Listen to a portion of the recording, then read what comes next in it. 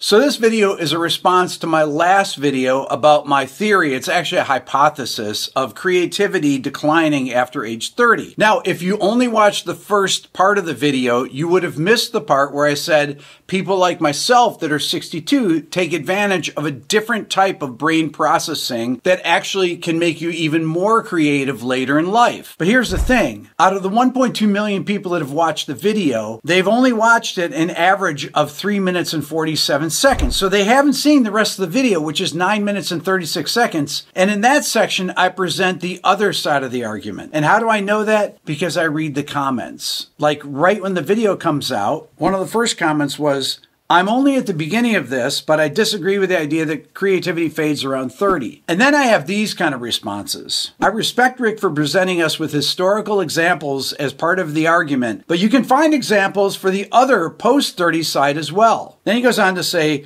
"Let us use the same confirmation bias for the other side of the argument. Beethoven wrote his Waldstein and Kreutzer sonatas after his 30s. Then he goes on to talk about the late string quartets and piano sonatas. Maybe you missed that part of the video."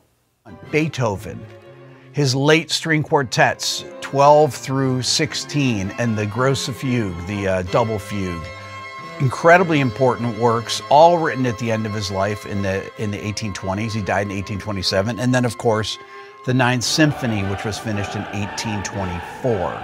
So all of their most adventuresome, important works used their crystallized intelligence from a lifetime of work. Beethoven, in fact, writing when he was completely deaf at the end of his life. He goes on to say, "Note, I use Beethoven as an example, but if anyone is willing, feel free to look at Bach, Well-Tempered Clavier, Goldberg Variations, Musical Offering, Art of Fugue." Wait, I didn't talk about those? Actually, I did. Bach's Musical Offering was written, I believe, in 1747. The Mass in B minor, 1748.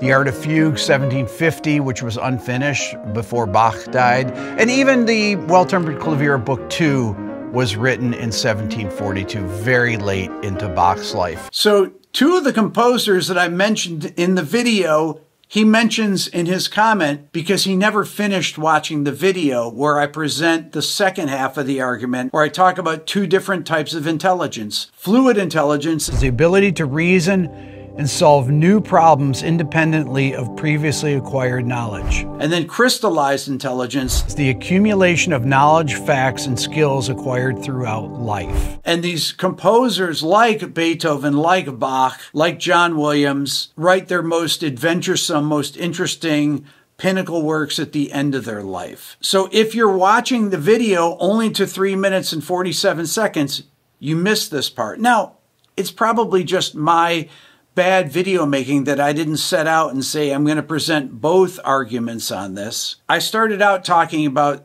rock music, pop music, where the songwriters were in their 20s when they wrote arguably their most important records. Here's a couple other comments.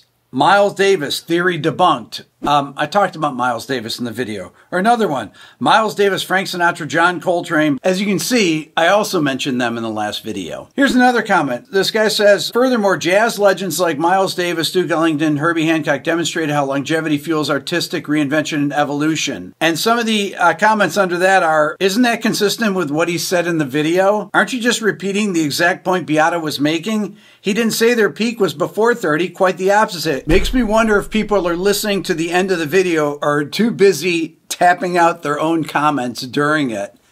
Thank you very much. Let me know your thoughts. Leave a comment. Hit the subscribe button. Thanks for watching.